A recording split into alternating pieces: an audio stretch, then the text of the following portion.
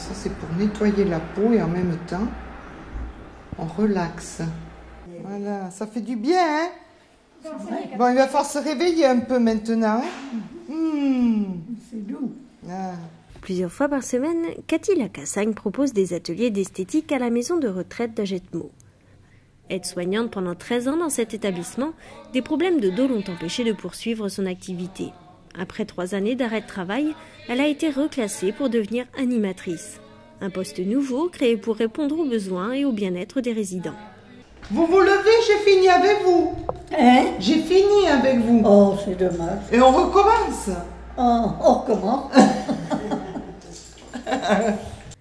Les collectivités doivent tout mettre en œuvre pour maintenir dans leur poste les agents reconnus médicalement inaptes et de façon définitive à occuper leur emploi. Pour les y aider, le Centre de gestion des Landes a créé en 2009 le service d'insertion et de maintien dans l'emploi des personnes handicapées. Le CIMEF est composé de 3 agents, dont une psychologue du travail.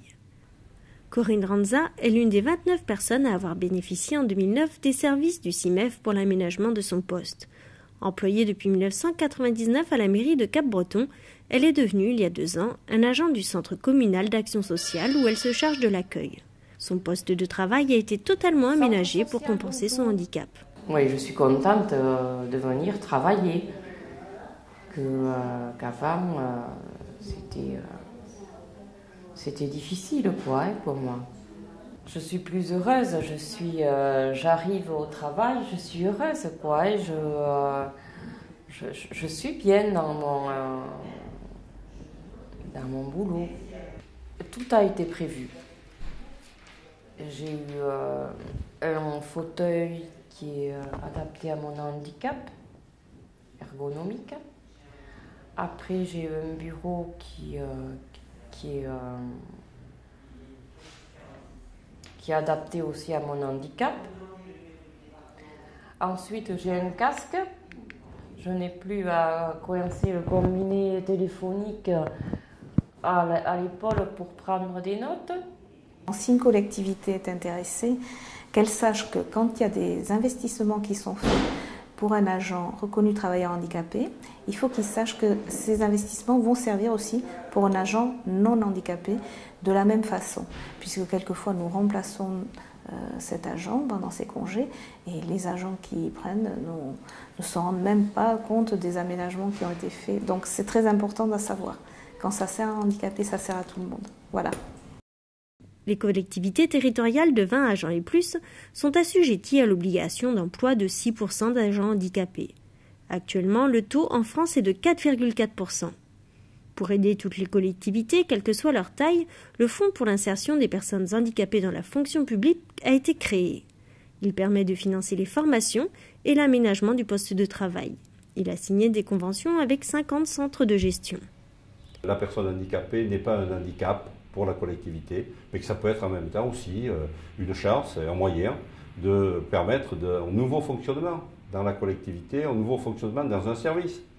Une personne handicapée peut très bien assurer des missions qui n'étaient pas assurées auparavant et le faire aussi bien, sinon mieux, que certaines qu'on peut recruter aujourd'hui dans le cadre d'un recrutement normal. Donc il n'y a pas de raison que le centre de gestion ne s'y implique pas fortement pour permettre à ces personnes handicapées de rester en activité dans les collectivités locales. Le CIMEF aide les collectivités à définir les postes de reclassement en accord avec les agents. À Souston, pour reclasser un mécanicien, un poste a été créé au service technique de la ville pour gérer les stocks et le matériel. Oui, ça répondait à un besoin qui aurait pu être, auquel on aurait pu répondre par quelqu'un de valide, mais lui-même s'est totalement investi dans la définition, dans la nouvelle définition de son poste, et c'est quelque chose qui a été fait en partage entre la collectivité qui est son employeur et cet employé-là, et je crois que tout le monde s'y retrouve, lui, nous, et puis la ville. Pour Philippe Lalanne, la douleur est permanente. Quand elle devient trop insupportable, il se lève pour faire quelques pas. On va aller les voir. Voilà, c'est l'enceinte où j'ai travaillé, quoi. C'était ici dedans. Le reste du temps, il bénéficie d'une chaise adaptée. Alors, elle a un appui-tête, des réglages au niveau des accoudoirs, de tout, modulable, à hauteur. Après, il y a au niveau des lombaires, j'ai un réglage qui se fait pour l'appui et la hauteur. Le problème, c'est d'être handicapé, oui, d'avoir ce handicap.